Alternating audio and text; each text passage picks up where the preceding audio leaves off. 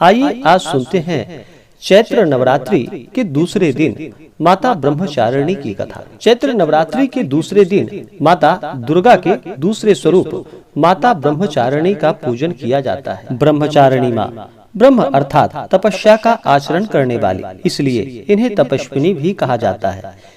माता ब्रह्मचारिणी के एक हाथों में कमंडल और दूसरे हाथों में अक्षमाला है। माता ब्रह्मचारिणी ज्ञान और तप की देवी मानी जाती है। माता ब्रह्मचारिणी का पूजन करने से भक्त को धैर्य, ज्ञान और कठोर परिश्रम करने का गुण प्राप्त होता है। विद्यार्थियों को माता ब्रह्मचारिणी का पूजन अवश्य ही करना चाहिए।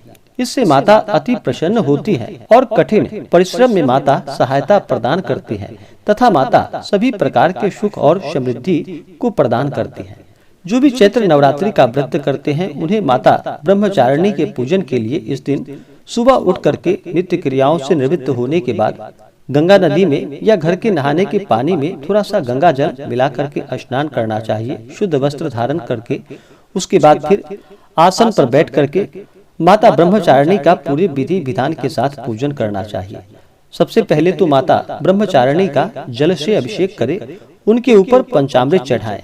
पंचामृत में दूध, दही, घी, मध और शक्कर इन वस्तु को डालकर पंचामृत बनानी चाहिए और माता को अवश्य ही अर्पित करनी चाहिए।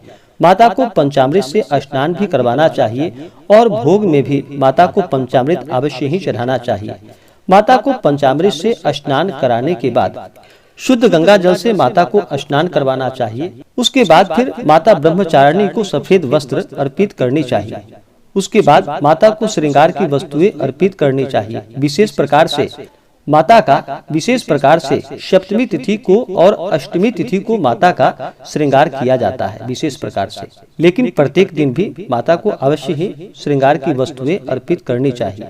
वस्त्र अर्पित करने के बाद उसके बाद फिर माता को अक्षत, चंदन, पुष्पों की माला माता को अर्पित करनी चाहिए। माता ब्रह्मचारिणी को गुड़हल और कमल का पुष्प अति प्रिय है और इसलिए इनकी पूजा के दौरान माता को इन फूलों को अवश्य ही अर्पित करनी चाहिए। माता को धूप और दीप दिखाने के बाद दूध से बने हुए मिठाई का भोग माता को लगाना चाहिए। फल आदि का भोग लगाना चाहिए। जो भी ऋतु फल मिल पाए ऋतुफल माता को अवश्य ही अर्पित करनी चाहिए। माता को मिश्री और पंचामृत का भी आप भोग लगाए तो यह लाभकारी होता है। उसके बाद फिर नैवेद्य चढ़ाने के बाद फिर माता को जल से आचमनी करवाएं। उसके बाद फिर द्रव्य और दक्षिणा उन्हें चढ़ाएं।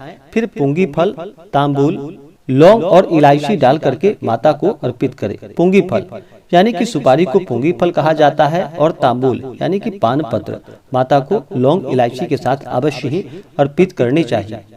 उसके बाद फिर दुर्गा सप्तशती का पाठ करना चाहिए। दुर्गा सप्तशती पाठ का कथा श्रवण करना चाहिए। दुर्गा चालीसा आदि का पाठ करना चाहिए या श्रवण करना चाहिए। इससे माता अति प्रसन्न होती है। इसके बाद फिर माता की आरती करनी चाहिए। उसके बाद फिर पुष्पांजलि करनी चाहिए।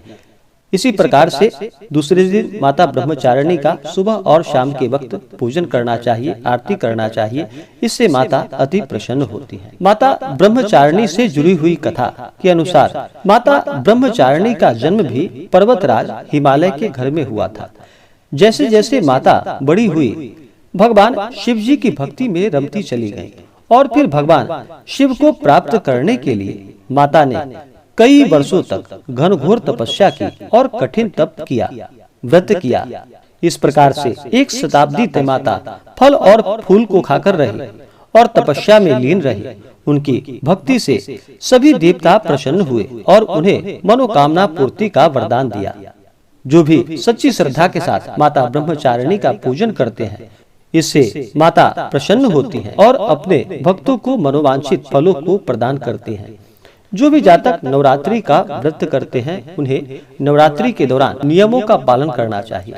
नवरात्रि के दौरान घर में चारों तरफ साफ सफाई अच्छी प्रकार से करनी चाहिए। इन दिनों किसी के ऊपर क्रोध नहीं करनी चाहिए। अपने मन में किसी के प्रति ईर्ष्या या द्वेष का भाव नहीं लाना चाहिए। ब्रह्मचर्य का पालन करना चाहिए।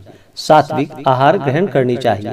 तामसिक वस्तुओं का बिल्कुल भी प्रयोग नहीं करना चाहिए, जैसे कि मांस, मदिरा, लहसुन, प्याज आदि का प्रयोग बिल्कुल भी नहीं करना चाहिए। जहाँ तक हो सके उपवास रह करके व्रत करना चाहिए। उपवास ना रह पाए तो फलाहार ग्रहण करके व्रत करना चाहिए।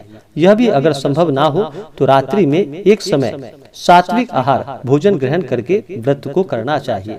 नवरात्रि के दौरान किसी भी स्त्री का बिल्कुल भी अपमान नहीं करना चाहिए। जहाँ पर स्त्री का अपमान होता है, उनका सम्मान नहीं होता है, वहाँ से माता स्थिर लक्ष्मी रुष्ट होकर चली जाती हैं और सभी त्रिदेवियां, महाकाली माता, महालक्ष्मी, महासरस्वती आदि यही देवी सभी जीवों में चेतना के रूप में विराजमान रहती हैं। इसलिए कभी भी महिलाओं का अपमान नहीं करना चाहिए, सदा ही उनका सम्मान करना चाहिए। अपने से बड़ों का सदा ही आदर और सम्मान करना चाहिए। धर्म का आचरण करना चाहिए। जहाँ तक हो सके गरीबों को भोजन करानी चाहिए, ब्राह्मणों को भोजन कराना चाहिए। नवरात्रि के दौरान कुमारी कन्याओं का जहाँ तक हो सके पूजन करना चाहिए। अगर आप प्रत्येक दिन पूजन कर पाए तो प्रत्येक दिन भी कर सकते हैं, नहीं तो विशेष प्रकार से कुमारी कन्या का पूजन अष्टमी तिथि और नवमी तिथि के दिन कुमारी कन्याओं का पूजन किया जाता है, तो इनका पूजन करना चाहिए, इनकी आरती करनी चाहिए। माता नवदुर्गा कुमारी कन्याओं का रूप मानी गई है, इसलिए कभी भी किसी का अपमान नहीं करना चाहिए। धर्म का आचरण करते हुए ही इस व्रत को करना चाहिए। अगर व्रत के लिए मन में संशय हो तो वह व्रत निष्फल ही माना जाता है। इसी प्रकार व्रत के लिए कभी भी मन में संशय नहीं रखना चाहिए। भक्ति भाव के साथ, श्रद्धा के साथ, विश्वास के साथ माता का पूजन करना चाहिए। इससे माता अति प्रसन्न होती हैं और मनोवांछित फलों को प्रदान करती। तो आशा करता हूँ कि जानकारी आपको अच्छा लगा हो। ऐसे ही जानकारियाँ प्राप्त करते रहने के लिए हमारे इस चैनल को लाल बटन दबा करके सब्सक्राइब करें, साथ में बेल आइकन घंटी को दबाना न भूलें, ताकि मेरे वीडियो का नोटिफिकेशन आपको समय से मिलता रहे। वीडियो को लाइक करें, शेयर करें।